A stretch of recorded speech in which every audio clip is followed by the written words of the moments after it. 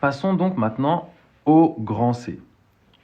On remarque que l'on a affaire à exactement, encore une fois, un produit, comme dans le grand A. Donc ici, quelle est la chose que l'on veut vous faire comprendre? Ce qu'on veut vous faire comprendre ici, c'est que même s'il y a exponentielle de autre chose que du x ici, vous voyez comme ici, exponentielle x, peu importe ce qu'il y a dans l'exponentielle, ça ne changera rien. Ce terme-là restera quand même positif. Et donc, si on cherche le signe de ce produit, il suffira à nouveau d'étudier que le signe de ce facteur, car l'exponentielle n'intervient pas dans un signe lorsqu'il est positionné, attention, en facteur. Donc on va dire ça. On a pour tout x appartenant à R, exponentielle de moins 2x plus 6, strictement plus grand que 0. Donc à chaque fois, on commence par la même phrase, si vous avez remarqué ça.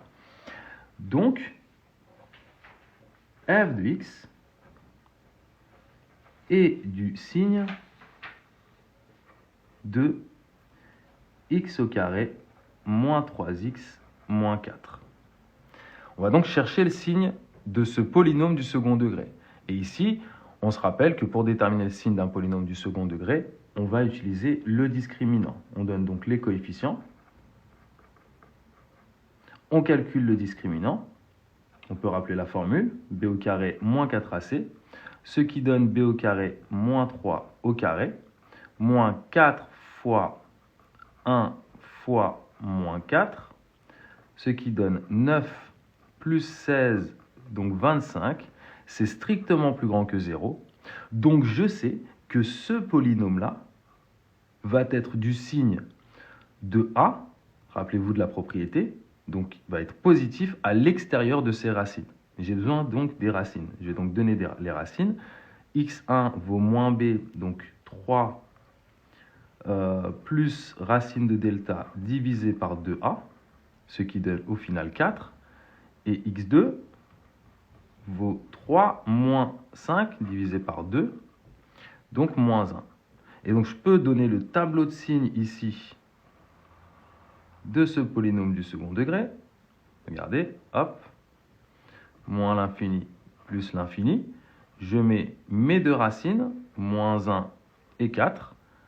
Et la propriété me dit que c'est positif à l'extérieur des racines et négatif à l'intérieur. Donc pour répondre à la question, on aurait pu directement... Ah d'ailleurs, je n'aurais pas dû mettre f de x ici. Ici, il faut mettre le polynôme. En réalité, la rédaction est totalement correcte. Si vous avez compris, on s'arrête là d'ailleurs. En fait, ce que je voulais faire cette fois, c'était donner le signe, le tableau de signes du polynôme à part et donner ensuite le tableau de signes de f de x de l'autre côté. Mais les tableaux de signes auraient été totalement identiques comme là et là. Donc on va s'arrêter ici. Est-ce qu'on voit? C'est bon.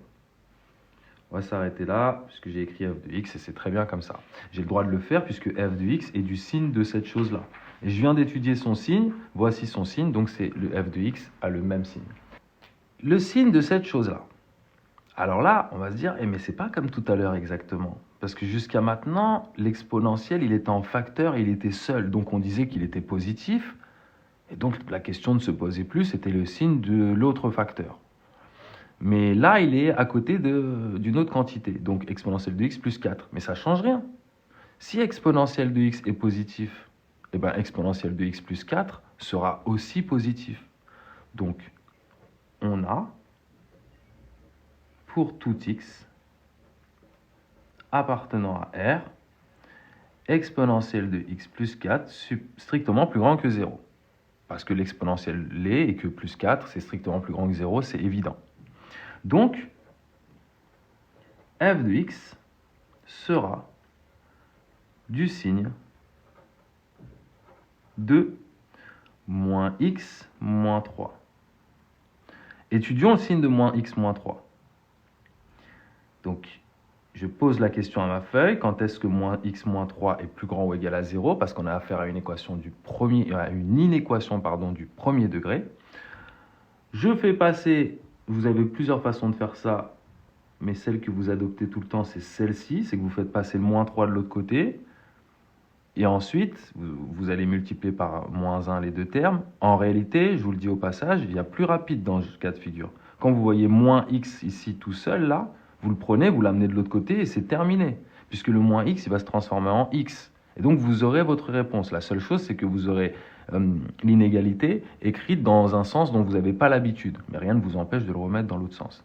Mais donc ça, c'était une façon de le faire. L'autre façon, c'est que vous arrivez là, et là, vous vous dites, donc je vais multiplier par moins 1 tout le monde, je vais me retrouver avec x ici, avec moins 3 là, tout le monde est multiplié par moins 1, mais du coup, comme j'ai multiplié par un nombre négatif, je dois moins 1 tout le monde, je vais me retrouver avec x ici, avec moins 3 là, tout le monde est multiplié par moins 1, mais du coup, comme j'ai multiplié par un nombre négatif, je dois...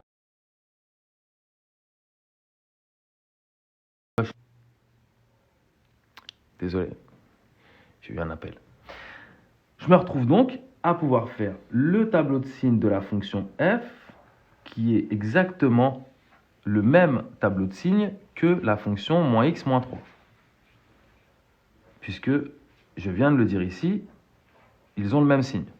Très important, je vous le répète, de dire cette phrase, sinon vous allez perdre des points. Il faut justifier pourquoi vous n'étudiez que le signe d'un des deux facteurs. Et c'est cette phrase qui permet de justifier ça.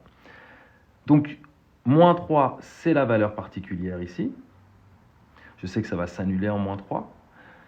Alors, moins x moins 3 est plus grand ou égal à 0. Moins x moins 3 est donc positif. Je dois mettre les plus pour tous les x plus petits ou égal à moins 3. Donc, je dois mettre les plus ici avant moins 3 et les moins après. Voilà le tableau de signes de ma fonction f.